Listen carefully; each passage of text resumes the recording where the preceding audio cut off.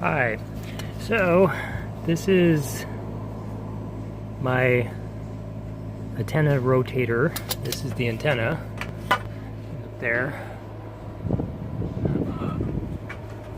Okay, and this was the way I put it up, and it failed. So I'm coming up with a new plan, but I thought I'd show you the old one. It's amazing how dirty and rusty things get in a little less than a year.